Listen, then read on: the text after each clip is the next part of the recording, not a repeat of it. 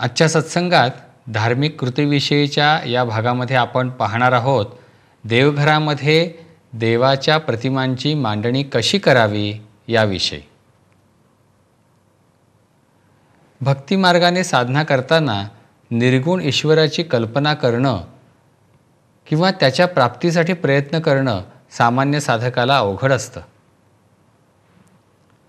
आणि मग ईश्वर प्राप्तीची त्याची ओढ बळकट होण्यासाठी, त्याचं मन ईश्वराकडे वळण्यासाठी ईश्वराच्या सगुण रूपाची त्याला गरज पडते. मूर्तिपूजेचं हेच महत्त्व आहे. मानवी मनाला साधनेची ओढ या मूर्तिपूजेमुळे लागते. साधनेमध्ये मन दृढ होतं. त्यामुळं प्रतिमापूजन किंवा मूर्तिपूजन हे सुसंस्कृत मनाचा एक आविष्कार समजायला हवं. देवघरामध्ये आपल्याकडे अनेक प्रतिमा असतात. कशा प्रकारे त्यांची मांडणी केली असता पूजकाला त्यापासून अधिकाधिक लाभ होईल, घरातल्या व्यक्तींना अधिकाधिक लाभ होईल हे बघणं गरजेचं आहे. आणि त्याविषयी आपण पाहूया एक दृश्यफीत. देवघरात देवांची मांडणी याप्रमाणे करावी. गणपती मध्यभागी ठेवून त्याच्या उजव्या बाजूला कुलदेव व इतर देव, उदाहरणार्थ हनुमान, बाळकृष्ण, व डाव्या बाजूला कुलदेवी व इतर देवी, उदाहरणार्थ दुर्गा, अन्नपूर्णा यांची चित्रे अगर मूर्ती ठेवाव्यात. काही वेळा चित्रांमध्ये शिव शक्तीसहित असतात, उदाहरणार्थ सीताराम, लक्ष्मीनारायण वगैरे.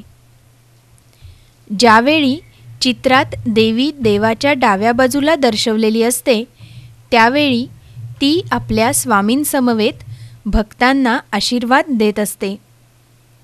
डावी बाजू चंद्रनाडीची असून शीतल व आनंददायक आहे.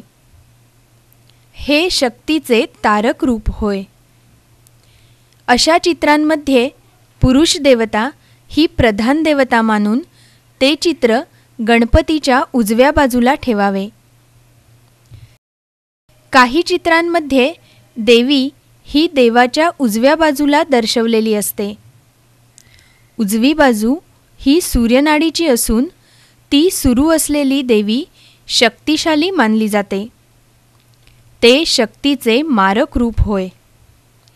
जेव्हा चित्रामध्ये देवी ही देवाच्या उजव्या बाजूला दाखवतात तेव्हा ती क्रियाशील असल्याने तिला चित्रातील प्रधान देवता समजावे. म्हणून असे चित्र गणपतीच्या डाव्या बाजूला ठेवावे.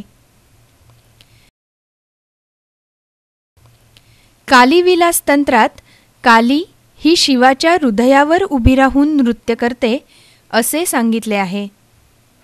येथे शक्ती शिवापेक्षा प्रबळ आहे. तिला चित्रातील प्रधान देवता समजावे. म्हणून असे चित्र गणपतीच्या डाव्या बाजूला ठेवावे.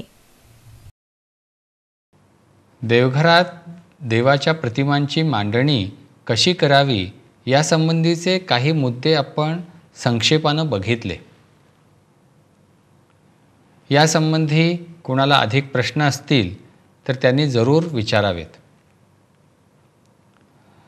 या ठिकाणी एक प्रश्न पडतो की बऱ्याचदा अनेकांच्या देवघरामध्ये अनेक प्रतिमा असतात. अशावेळी काय करायचं? साधनेच्या दृष्टिकोनातून देवघरातील देवांच्या प्रतिमांची संख्या मर्यादित असणं केव्हाही चांगलं. आता ही संख्या मर्यादित कशी करायची? किती संख्येने देवघरात देव असावेत? तर सर्वसाधारणपणे 5 ते 7 प्रतिमा पुष्कळ झाल्या. आता एखाद्या घरामध्ये देवघरामध्ये अनेक वर्ष पूजा होत आहे आणि प्रतिमाही अनेक आहेत आणि आता त्यातल्या प्रतिमा कमी करायच्या आहेत, तर कसं करायचं? तर या ठिकाणी एक महत्त्वाचा मुद्दा आपण लक्षात घेऊया. प्रत्येक देवता म्हणजे एक तत्व आहे. जसं गणपती हे तत्व आहे.